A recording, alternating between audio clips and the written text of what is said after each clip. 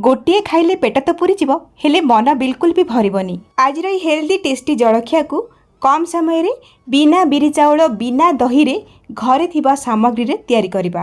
Breakfast पाई हो बा dinner पाई हो बा छुआ को टिफिन रे दबा पाई हेउ सबुथि पाई परफेक्ट। ओई जलखिया सहित खाया पाई आमे तैयारी करिबा गोटे टेस्टी चटनी। विश्वास करंतु ए जलखिया खाइबा पाई एते स्वादिष्ट लागिबो कि आपण माने खाली एम्ति खाइबा पाई इच्छा करिवे। एया देखिबाकू जेतिकी टेम्पटिंग लागुची खाइबाकू सेतिकी नरम लागिबो आउ स्वादिया लागिबो। छुआरू बड़ समस्ते पसंद करिवे, निश्चय बनेइबे। वीडियो को संपूर्ण देखंतु। वीडियो भल लागिले लाइक करिवे, शेयर करिवे। चैनल रे नुआ थिले सब्सक्राइब करनेबे। फेसबुक पेज रे देखुतिले फॉलो तो निश्चय करिवे। नमस्कार, लता ओडिया किचन रे आपण समस्तंकु अनेक अनेक स्वागत। प्रथमे आमे चटनी बनै नबा। सेतिपाई गोटे मिक्सिंग जार रे आमे देतबा कटा नडिया। एठी मु 2 बड़ चमच नेची फ्रेश छोट छोट करी काटी रखितिबा नडिया। आपण माने केते चटनी बनेइबे से हिसाब रे नडिया कम अधिया करिवे। आउ आधा इंच रो कटा अदा, ता सहित राग पाई देदबा आमे 2टा कंचा लंका, आउ गोटे मुठा देदबा आमे फ्रेश धनिया पत्र, आउ देदबा आधा छोट चमच गोटा जीरा, ता सहित स्वाद अनुसार देदबा आमे लुण। चटनी हमर चटपटा बनिया पाई आमे ठी फाळे लेंबू नबा आउ ताकू चिपुडी नबा। पाखापाखि गोटे चामच लेंबू रस हबो। लेंबू रस जगह तेंतुली बा गोटे रु 2 चामच दही नहीं पारिबे। चटनी को टिके बहलिया आउ स्वादिया बनिया पाई आमे इथरे गोटे बड़ चामच दबा भजा बुट डाली। मोडी मार्केट रे मिलुथिबा भजा बुट डाली बा चटनी डाली कहंती, सेथिरु गोटे बड़ चामच नेची। एडे जदि नथिबो आपण माने नॉर्मल बुट डाली को गोटे 2 मिनिट एम्ति सुखिला कड़े रे भाजी नेबे, तापरे इथरे यूज करिवे। नहल तो गोटे बड़ चामच भजा चिना बादाम भी नहीं पारिबे। एबे आमे इथरे दरकार हिसाब रे पानी दे दबा आउ आकु चिकण करिकी बाटिकी नै आसीबा। बाटिकी नहीं आसला परे गोटे जगह को शिफ्ट करनबा। आउ चटनी आपण माने केते मोटा पतला बनेबे से हिसाब रे पानी देकी चटनी रा कंसिस्टेंसी को एडजस्ट करनेबे।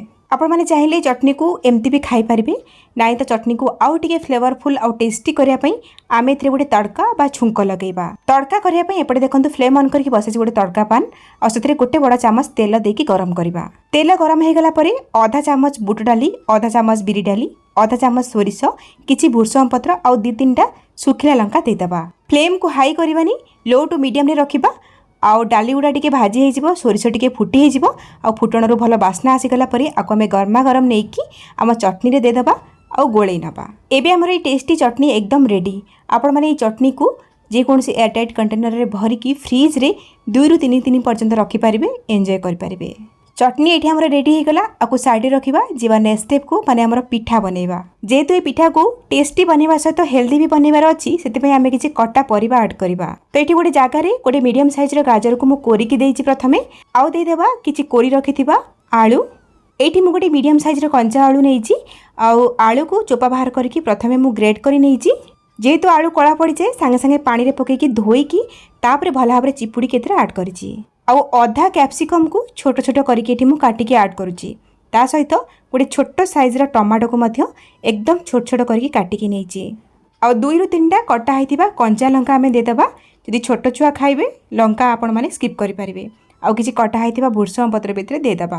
गोटे चामच एठी कोरा अदा आमे पकेइबा बा अदा को आपण छेचिकी मध्य नै परिबे।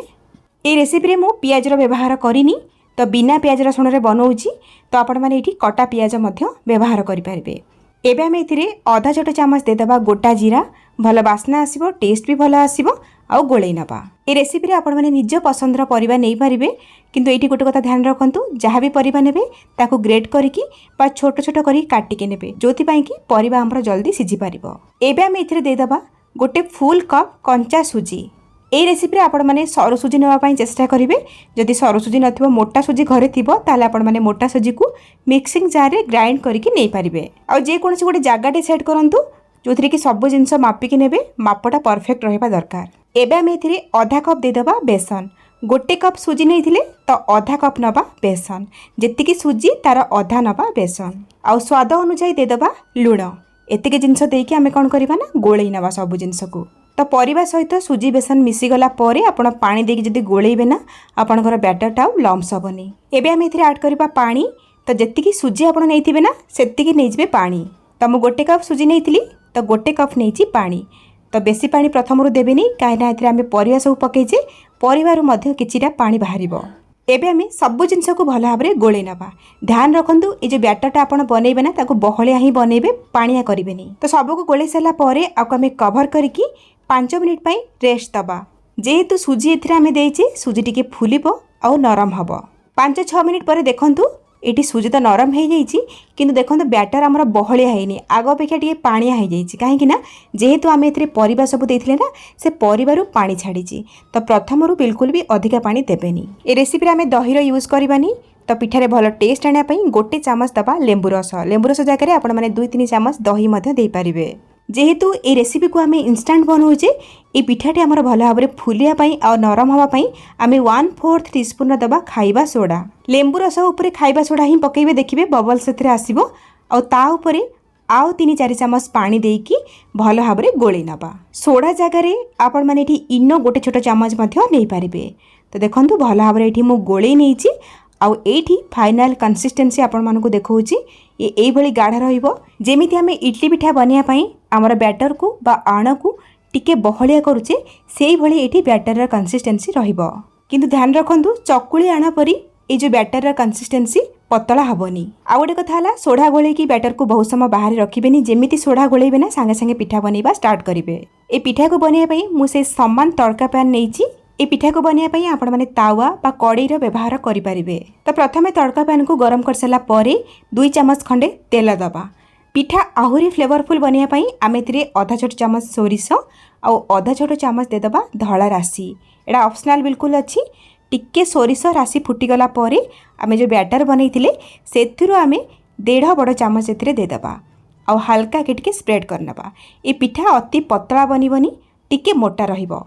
आ पिठा को अत्यधिक मोटा भी करदेवेनि, खाइबा को भल लागिबनी। पिठा को छोट बनइबे आउ अल्प मोटा करके बनइबे। एबे आमे गैस रो फ्लेम को लो टू मीडियम रे रखिबा आउ कवर करके 1 ରୁ 2 मिनिट पई पिठा को सिझिया पई छाड़िबा। ध्यान रखंतु बिल्कुल भी हाई फ्लेम करिबेनि। हाई फ्लेम करदेले कौन हम पिठा तो तळु बहुत जल्दी कलर हेकी पोड़ी जिवो आउ भितरटा सिझी पारिबोनी। जेहेतु आमे बहुत सारा परिबा एथिरे पकैछे ना, परिबा कंचा रहि जिवो। तो ये पिठा सिझिबार हो गलानी पाखापाखि 1.5 मिनिट। आउ देखि पारुथबे पिठार 4 साइड रो हल्का हल्का कलर भी चेंज हो जाइए आउ पिठा उपरटा हल्का सुखिला हो आसलानी। एबे कौन करबा पिठा ऊपर आम 1 ରୁ 2 चामच देदबा तेल आउ ता ऊपर आउ टिके राशि पकईदेबा, सुंदर देखा जिवो। आउ एबे आम याकू ओल्टे नबा। तो ये देखि पारुथबे पिठार तळ साइड बढ़िया कलर आसी, बिल्कुल भी पोड़ीनी। से गैस रो फ्लेम को लो टू मीडियम रे रखिकी पिठा को सिझेबे। आउ थरे कवर करके लो फ्लेम रे पिठा को आउ किछि मिनिट पई सिझिया पई छाड़िबा। पाखापाखि आउ 1 मिनिट परे एठी म आपनको देखौची पिठा देखंतु ऊपर साइड रो मध्ये भल भाव में सिझी जाइए, कलर भी आसी जाइए। एठी हमर तैयारी हो गला हेल्दी टेस्टी परिबा दिया सुजी बेसन चकुली। सब बेले ए पिठा को गरमा गरम ही खाइबे, बहुत बढ़िया लागिबो। आउ जदि छुआ माने परिबा खाइबा को पसंद करनथिबे एई भली से मानको करिके देबे, देखिबे से माने जानि भी पारिबेनी, बहुत स्वादिया लागिबो आउ खुशी रे खाइ नेबे। आपण माने निश्चय ए रेसिपी को बनांतु। केमती लागिला आपनको अनुभूति मो सहित शेयर करंतु। आउ एई वीडियो को आपण माने केउ केउ जिल्ला रो देखुचंदी कमेंट सेक्शन रे निश्चय जणांतु। ताहाले आजि पई रहूची, पुणी आसीबी आ गोटे नुवा रेसिपी नेकी।